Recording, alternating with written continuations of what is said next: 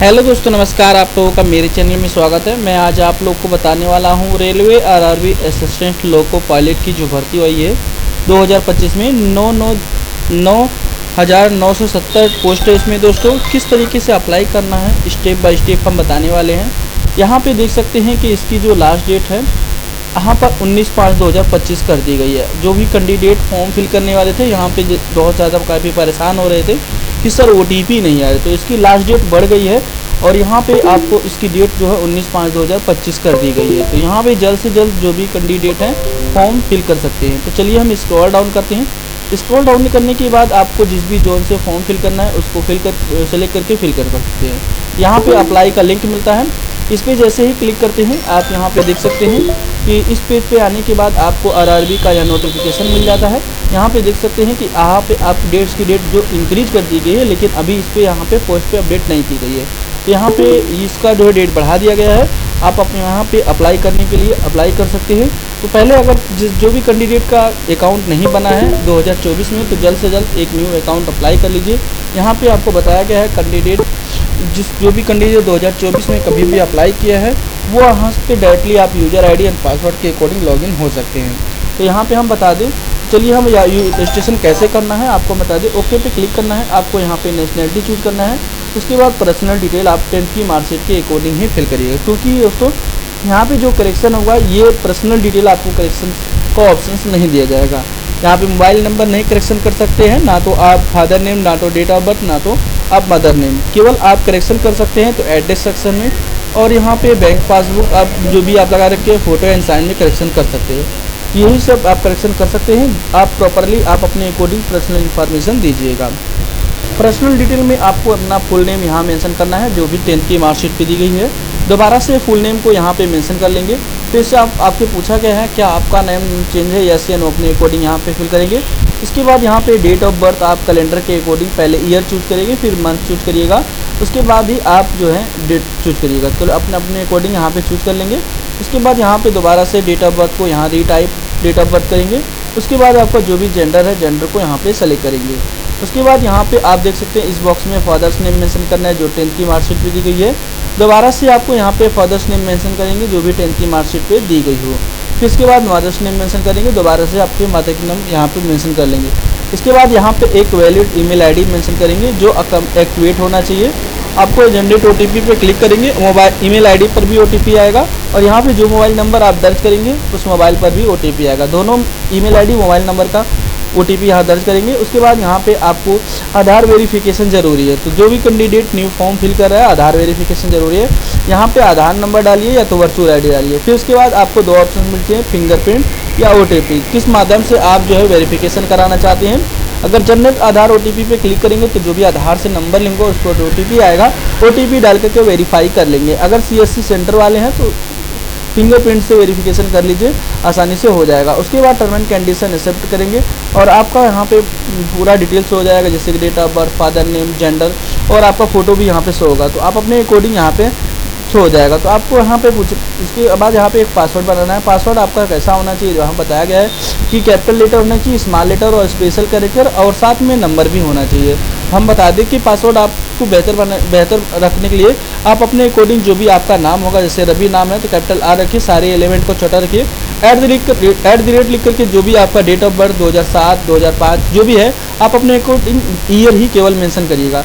उसी के बाद दोबारा से पासवर्ड फिल करेंगे, आई एम नॉट रोबोट पे क्लिक करेंगे, प्रीव्यू एंड क्रिएट अकाउंट पे क्लिक करेंगे, आपकी डिटेल्स दिखाई जाएगी और आप अपने अकॉर्डिंग डिटेल्स को मिला करके रजिस्ट्रेशन कर सकते हैं। तो मेरे अकॉर्डिंग मेरा पहले से ही लॉगिन आईडी और पासवर्ड पहले से है। लॉगिन हेयर पे क्लिक करते हैं और लॉगिन हेयर पे क्लिक करने के बाद आपको यहाँ पे ऑप्शन मिलता है ऑलरेडी हैव एन अकाउंट, इस पर क्लिक कर रहे हैं। उसके बाद आपको यहाँ पे देख सकते हैं आपको दो ऑप्शन मिलते हैं कि इस जो भी फॉर्म है उस फिल करने के लिए दो ऑप्शन हैं। यहाँ पे लॉगिन विद आरआरबी अकाउंट या लॉगिन विद आधार। तो आधार से भी करेंगे तो भी आपका लॉगिन हो जाएगा। अभी क्योंकि यहाँ पे आधार में कुछ प्रॉब्लम चल रहा है तो आपको यहाँ पे लॉगिन विद आरआरबी कर सकते हैं। इसके बाद ईमेल आईडी या तो मोबाइल नंबर डालिए, पासवर्ड फिल करिए, आई एम नॉट रोबोट पे क्लिक करके डायरेक्टली लॉगिन कर सकते हैं। अगर पासवर्ड भूल गए तो फॉरगेट पासवर्ड पे क्लिक करेंगे और ईमेल आईडी या तो मोबाइल नंबर डालिए, जो भी डेट ऑफ बर्थ आप रजिस्ट्रेशन करते समय बनाते समय दिए थे उसको डालेंगे। आई एम नॉट पर क्लिक करेंगे तो मेल आईडी पर आपको यहाँ पे पासवर्ड रीसेंड कर दिया जाता है। तो चलिए मेरे अकॉर्डिंग यहाँ पे मेरा पासवर्ड पहले से अवेलेबल है। Mobile number, email ID fill कर लेंगे। मोबाइल नंबर या तो ईमेल आईडी फिल करेंगे, पासवर्ड फिल करेंगे, आई एम नॉट पर क्लिक करके लॉगिन कर लेते हैं। इसे लॉगिन करेंगे आपको यहाँ पे 2 फैक्टर ऑथेंटिकेशन किया जाएगा, किसके माध्यम से आप लॉगिन होना चाहते हैं। तो सेंड ईमेल आईडी ओटीपी करना चाहते हैं या सेंड फ़ोन ओटीपी, तो आप अपने अकॉर्डिंग जिस पर भी ओटीपी रिसीव करना चाहते हैं उसको क्लिक करेंगे और उस पर एक ओटीपी जाएगी। ओटीपी को यहाँ पे दर्ज करके लॉगिन पे क्लिक करेंगे। यहाँ पे देख सकते हैं हम डायरेक्टली लॉगिन हो चुके हैं। अब यहाँ पे बात आती है ऑनलाइन एप्लीकेशन, इस पर हम क्लिक करेंगे और उसके बाद आपसे पूछा गया है कि किस जोन से आप फॉर्म फिल करना चाहते हैं। तो आपको अपने अकॉर्डिंग जिस भी जोन से फॉर्म फिल करना चाहते हैं उसको यहाँ पे आप अपने अकॉर्डिंग सेलेक्ट करेंगे। उसके बाद यहाँ पे आपको डिक्लेरेशन देना पड़ेगा कि आप आरआरबी आरआरसी के अकॉर्डिंग कभी भी बैरिड नहीं है। उसके बाद आपको नेक्स्ट पे क्लिक करना है। यहाँ पे देख सकते हैं आपको बताया जाता है कि प्रीवियस डाटा आपका सेव हो चुका है। अब यहाँ पे कैंसिल पे क्लिक करेंगे। देख सकते हैं हमारा आधार से जो है अकाउंट वेरीफाई है। अब हम आपको स्क्रॉल डाउन करते हैं और अपने डिटेल्स को दिखा देते हैं। यहाँ पे देख सकते हैं हमारी डिटेल, जैसा कि इंडियन और उसके बाद डेट ऑफ बर्थ और उसके बाद आपका नाम, जो भी फादर नेम, मदर नेम, जो भी gender, email ID, mobile number दिए थे उसको यहाँ पर शो होगा। उसके बाद आपको यहाँ पे अपने अकॉर्डिंग जो भी मैरिटल स्टेटस है उसको फिल करेंगे। फिर इसके बाद आपको अपने अकॉर्डिंग धर्म चूज़ करेंगे। फिर इसके बाद मदर्स टंग आप चूज़ कर लेंगे। फिर इसके बाद आपको स्क्रॉल डाउन करना है। स्क्रॉल डाउन करने के बाद आपको दिखा दें कि हम अपने अकॉर्डिंग यहाँ पे देख सकते हैं पूछा गया किस भाषा में आप जो है परीक्षा देना चाहते हैं। अपने अकॉर्डिंग भाषा को सेलेक्ट करेंगे। फिर उसके बाद बॉडी में मार्क आपके अकॉर्डिंग है तो मेंशन कर सकते हैं, नहीं है तो नॉट आउट मेंशन कर लीजिएगा। उसके बाद यहाँ पे आप अपने अकॉर्डिंग कैटेगरी को सेलेक्ट करेंगे, जो भी आपकी कैटेगरी है। कैटेगरी के अकॉर्डिंग आपको यहाँ बताया जाता है कि जो भी कैटेगरी होगी उसके अकॉर्डिंग जो भी कैटेगरी सर्टिफिकेट आप यहाँ पे दर्ज करेंगे वो आपका सेंट्रल का होना चाहिए। तो यहाँ पे आई अंडरस्टैंड, आई एग्री पे क्लिक करेंगे। उसके बाद आपको यहाँ पे नॉन क्रीमी लेयर के अकॉर्डिंग आते हैं या क्रीमी लेयर के अकॉर्डिंग, आप जिस क्रीमी लेयर के अकॉर्डिंग आते हैं तो आप जनरल काउंट किए जाएंगे। नॉन क्रीमी लेयर के अकॉर्डिंग काउंट किए जाएंगे तो आप इस स्थिति में यहाँ पे आपको कैटेगरी सर्टिफिकेट उसकी देनी पड़ेगी। आई अंडरस्टैंड पे क्लिक करेंगे। उसके बाद जो भी आपकी कास्ट है आप अपने अकॉर्डिंग यहाँ पे कास्ट को मेंशन कर लीजिएगा। कास्ट को मेंशन करने के बाद आपको अपने अकॉर्डिंग यहाँ पे जो भी सर्टिफिकेट नंबर आपके पास अवेलेबल होगा, कास्ट सर्टिफिकेट, उसको मेंशन करेगा। फिर उसके बाद आपसे पूछा जा रहा है किसके अकॉर्डिंग आपका यहाँ पे जारी किया गया है, उसको मेंशन करेंगे। उसके बाद यहाँ पे आपको अपने अकॉर्डिंग जो भी स्टेट है स्टेट मेंशन करेंगे। फिर उसके बाद आपको यहाँ पे पूछा गया है किस स्टेट के अकॉर्डिंग जिस डेट में आपकी जारी हुई कास्ट सर्टिफिकेट उस डेट को मेंशन कर लीजिएगा। यहाँ पे कैलेंडर पे टाइप करेंगे मंथ, ईयर और आप डेट चूज कर लेंगे। आप अपने अकॉर्डिंग यहाँ पे देख सकते हैं स्टेट का चयन करेंगे। फिर इसके बाद डिस्ट्रिक्ट चूज करेंगे। डिस्ट्रिक्ट चूज करने के बाद एड्रेस को फिल करना है, जैसे कि जो भी विलेज एंड पोस्ट होगा मेंशन करेंगे। फिर उसके बाद टाउन को मेंशन करेगा, एरिया का पिन कोड यहाँ मेंशन कर लीजिएगा। उसके बाद आपको यहाँ पे जो भी प्रेजेंट है परमानेंट दोनों सेम है तो टिक करेंगे तो ऑटोमेटिकली डाटा फैच हो जाएगा। देख सकते हैं मेरा डाटा सेव हो चुका है। अब यहाँ पे देख सकते हैं स्क्रॉल डाउन करेंगे। स्क्रॉल डाउन करने के बाद आपसे पूछा जा रहा है सर्विसमैन है, यस या नो, अपने अकॉर्डिंग चूज करेंगे। ईबीसी सर्टिफिकेट अवेलेबल है तो यस या नो अपने अकॉर्डिंग चूज करेंगे।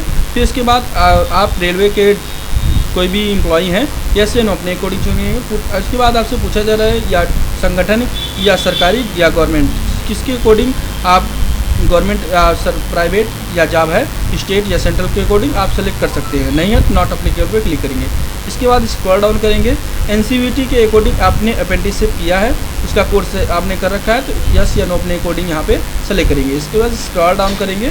स्क्रॉल डाउन करने के बाद आपको देख सकते हैं ऑनलाइन अकाउंट यहाँ पे आपको जो भी बैंक एक डिटेल आपको फिल करना है जो जिसमें आप अपना रिफंडेबल लेना चाहते हैं, क्योंकि ये जो फॉर्म है दोस्तों आरआरबी के अकॉर्डिंग यहाँ बताया गया है कि जो भी आप पेमेंट करेंगे उसका जो है आपको रिफंडेबल पे फीस आपको आने वाला है। तो जैसे ही आप फर्स्ट स्टेज कंप्लीट करेंगे उसके बाद आपका पेमेंट रिटर्न चला आएगा। तो उसके बाद आपको स्क्रॉल करके दिखा देते हैं। आपके अकॉर्डिंग यहाँ पे देख सकते हैं, यहाँ पे पूछा गया है किस भी व्यक्ति का नाम लिखना चाहते हैं, यहाँ पे अपने को नाम लिख देंगे। फिर इसके बाद किस आपका रिफंडेबल बैंक अकाउंट नंबर लिखेंगे, दोबारा से अपने बैंक अकाउंट रिफंड नंबर को दोबारा यहाँ मेंशन करेंगे। इस बॉक्स में आपको यहाँ पे आपसे कोड लिखना है और कंफर्म पे क्लिक करेंगे। आपको रिफंडेबल बैंक का नाम आ जाएगा, रिफंडेबल बैंक का एड्रेस ट्रांसफर हो जाएगा। उसके बाद आपको नेक्स्ट पे क्लिक करना है।